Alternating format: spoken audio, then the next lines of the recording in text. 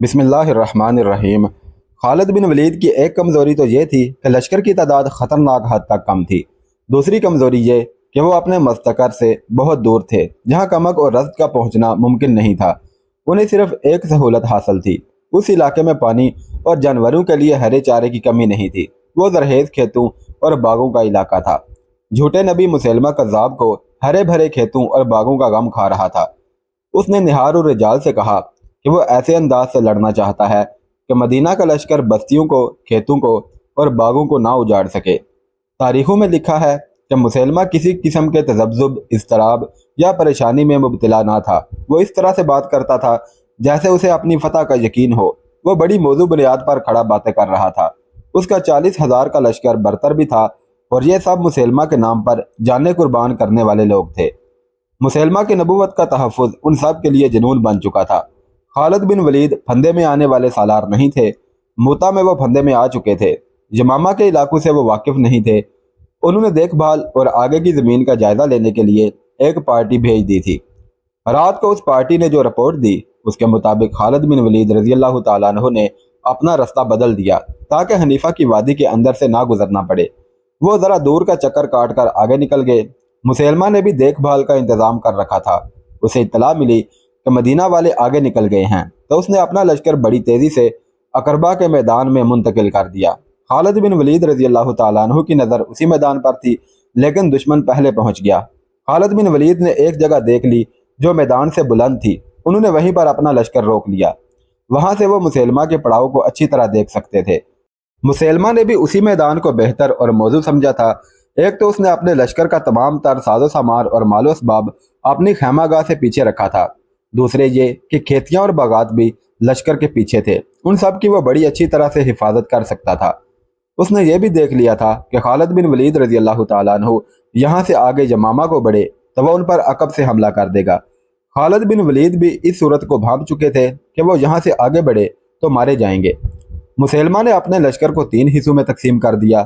اس نے دائیں حصے کی قیادت نہار الرجال کو دی۔ بائیں حصے کا سالار محکم بن طفیل تھا اور درمیان میں یعنی قلب میں وہ خود رہا۔ اس نے اپنے بیٹے کو، جس کا نام شرجیل تھا، کہا کہ وہ لشکر سے خطاب کرے۔ ایک شرجیل بن حسنہ خالد بن ولید کے لشکر کا سالار تھا۔ مسیلمہ کے بیٹے کا نام بھی شرجیل تھا۔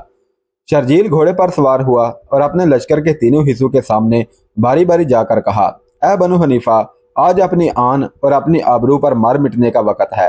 خدا نے تمہارے نبی کو نبوت دی ہے۔ آج اپنی نبوت اور آبرو کی خاطر اس طرح لڑو کہ مسلمانوں کو پھر کبھی تمہارے سامنے آنے کی جرت نہ ہو۔ اگر تم نے پیٹھ دکھائی تو دشمن تمہاری بیویوں، تمہاری بہنوں اور تمہاری بیٹیوں کو لونڈیاں بنا لے گا، اور اس سرزمین پر جو تمہاری زمین ہے اس کی آبرو لوٹے گا۔ کیا تم یہ منظر برداشت کر لو گے؟ مسیلمہ کے لشکر کو جیسے آگ لگ گئی ہو۔ وہ مسیلمہ کے نام کے نعرے لگانے لگے، گھوڑے کھر مار مار کر ہنہنانے لگے۔ خالد بن ولید رضی اللہ تعالیٰ عنہ اس صورتحال کا مقابلہ کرنے کے لیے تیار تھے کہ مسیلمہ کا لشکر ان پر فوراً حملہ کر دے گا۔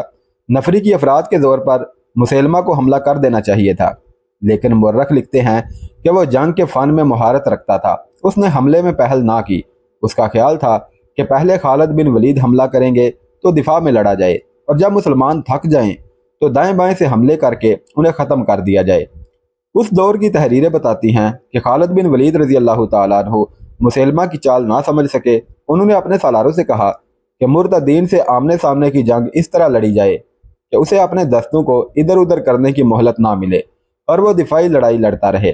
خالد بن ولید کو توقع تھی کہ 13,000 سے 40,000 کو اسی طریقے سے شکست دی جا سکتی ہے کہ اسے کوئی چال چلنے کا موقع نہ دیا جائے۔ اس وقت کے رواج کے مطابق خالد بن ولید رضی اللہ تعالیٰ عنہ کو یہ بھی ضرورت محسوس ہوئی کہ اپنے لشکر کا حوصلہ بڑھائیں۔ خلیفۃ المسلمین نے خالد بن ولید کی مدد کے لیے جو دستے بھیجے تھے ان میں قرآن کے حافظ اور ہوش الحان قاری بھی خاصی تعداد میں تھے۔ اس دور کے حافظ قرآن اور قاری ماہر تیغ زن اور لڑنے والے بھی ہوتے تھے۔ وہ مسجدوں میں بیٹھنے والے لوگ نہیں تھے۔ اس کے علاوہ خالد بن ولید رضی اللہ تعالیٰ عنہ کے ساتھ وہ لوگ بھی تھے جنہوں نے ہر میدان میں اپنے سے کئی گنا طاقتور دشمن کو شکستیں دی تھی۔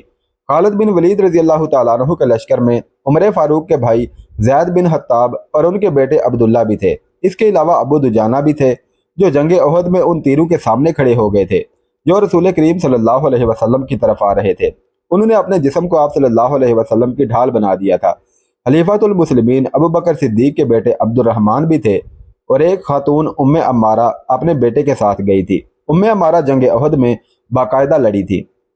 ان کے علاوہ وحشی بن حرب نام کا حبشی بھی خالد بن ولید کے ساتھ تھا، جس کی پھینکی ہوئی برچی نشانے سے بال برابر ادھر ادھر نہیں ہوتی تھی۔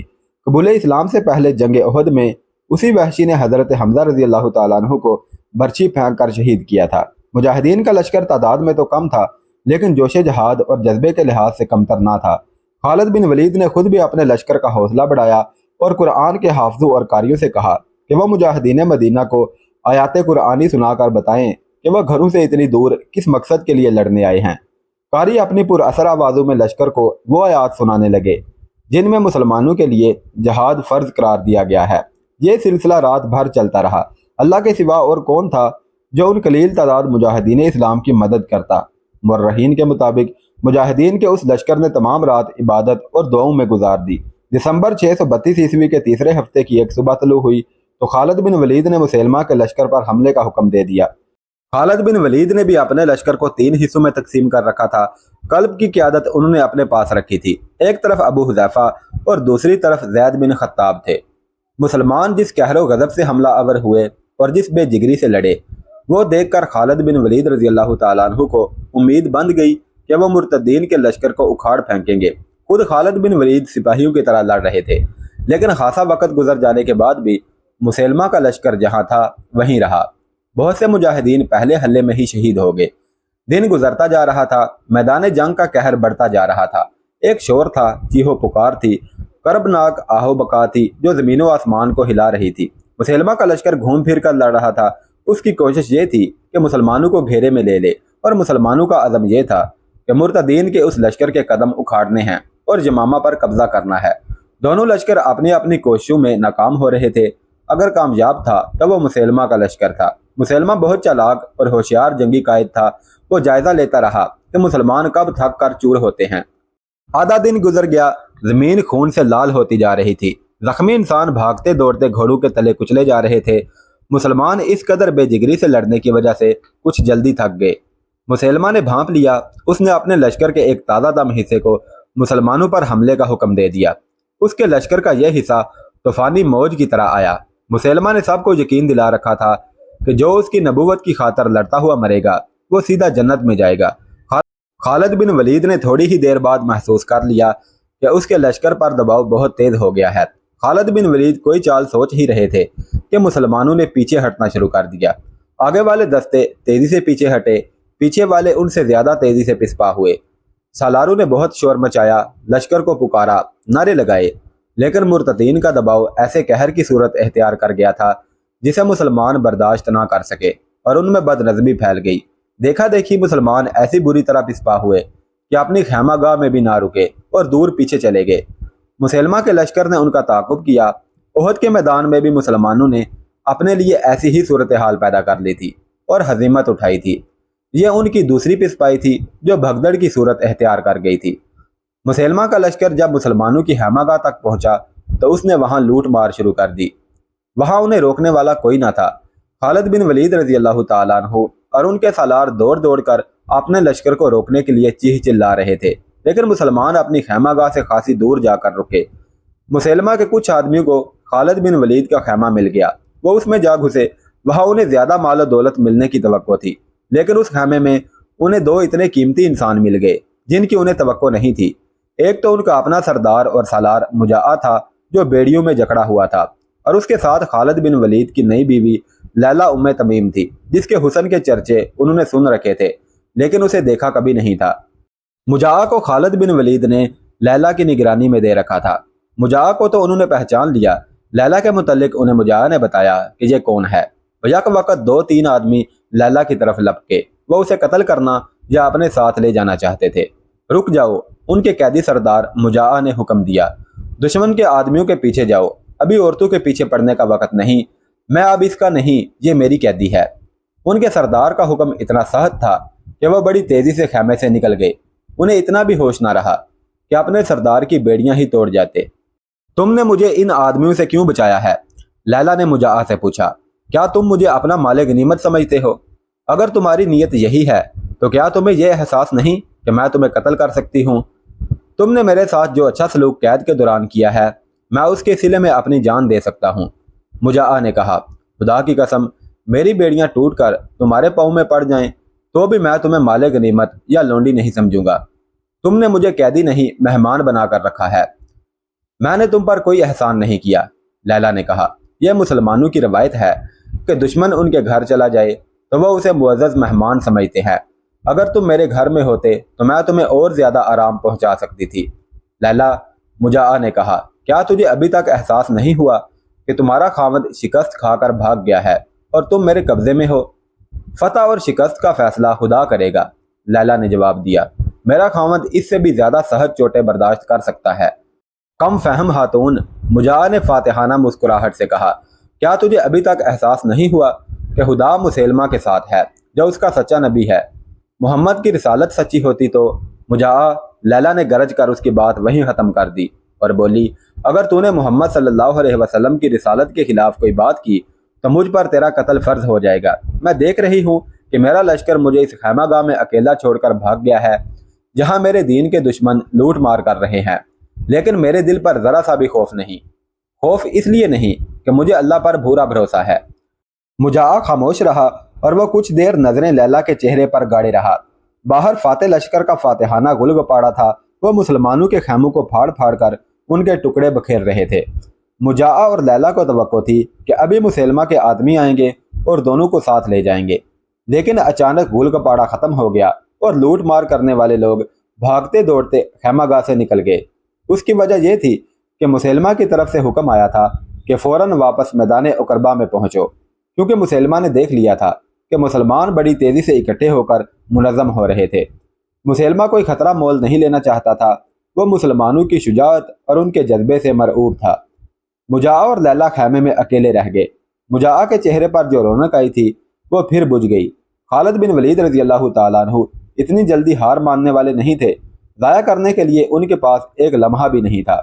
انہوں نے اپنے سالاروں اور کمانداروں کو اکٹھا کیا اور انہیں اس پسپائی پر شرم دلائی۔ اتنے میں ایک گھوڑا سر پر دوڑتا آیا اور سالاروں وغیرہ کے اجتماع میں آ رکا۔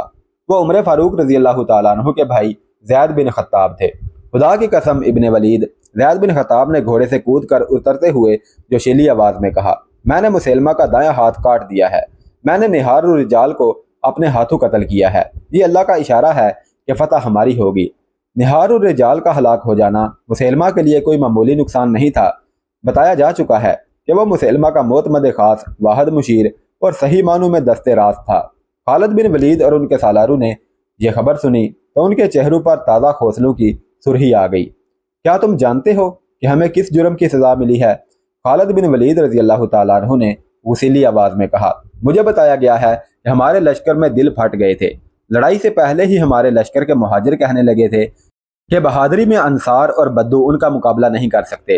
انصار کہتے تھے کہ مسلمانوں میں ان جیسا بہادر کوئی نہیں، اور بدو نے کہا کہ مکہ اور مدینہ کے لوگ تو یہ بھی نہیں جانتے کہ جنگ ہوتی کیا ہے۔ تم جانتے ہو کہ ہم مکہ کے مہاجر بھی ہیں اور مدینہ کے انصار بھی ہیں، اور ارد گرد کے علاقوں سے آئے ہوئے بدو بھی ہمارے ساتھ شامل ہیں۔ ان لوگوں نے ایک دوسرے پر تانا زنی شروع کر دی تھی۔ اس کا ہمارے پاس کوئی علاج نہیں، ایک سالار نے کہا۔ میرے پاس اس کا علاج ہے، خالد بن ولید رضی اللہ تعالیٰ عنہ نے کہا۔ ہم نے لشکر میں ان سب کو اکٹھا رکھا ہوا ہے، مزید وقت ضائع کیے بغیر تم سب جاؤ اور مہاجرین کو الگ، انصار کو الگ اور بدووں کو الگ کر لو۔ تھوڑے سے وقت میں خالد بن ولید کے حکم کی تعمیل ہو گئی۔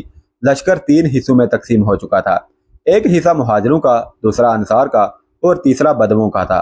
خالد بن ولید گھوڑے پر سوار ان کے سامنے جا کھڑے ہوئے۔ اللہ کے سپاہیوں، خالد بن ولید رضی اللہ تعالیٰ عنہ نے بڑی ہی بلند آواز میں کہا، ہم نے میدان میں پیٹھ دکھا کر دشمن کے لیے ہنسی اور تانا زنی کا موقع پیدا کر دیا ہے۔ کون کہہ سکتا ہے کہ تم میں سے کون بہادری سے لڑا اور کون سب سے پہلے بھاگ اٹھا، مہاجرین، انصار یا بدو؟ اب میں نے تمہیں اس لیے الگ الگ کر دیا ہے کہ دشمن پر فوراً جوابی حملہ کرنا ہے۔ اب دیکھیں گے کہ تم میں سے کون کتنا بہادر ہے۔ بہادری اور بزدلی کا فیصلہ تانا زنی سے نہیں کیا جا سکتا۔ میدان میں کچھ کر کے دکھاؤ، لیکن اتحاد کو ہاتھ سے نہ جانے دینا۔ رسول اللہ صلی اللہ علیہ وسلم نے تمہیں جس باہمی پیار کا سبق دیا تھا وہ بھول نہ جانا۔ تم میں سے کوئی گروہ دشمن کے دباؤ کو برداشت نہ کرتے ہوئے پیچھے ہٹے تو دوسرے گروہ اس کی مدد کو پہنچے۔ ہمیں دشمن پر ثابت کرنا ہے کہ مسلمہ جھوٹا نبی ہے۔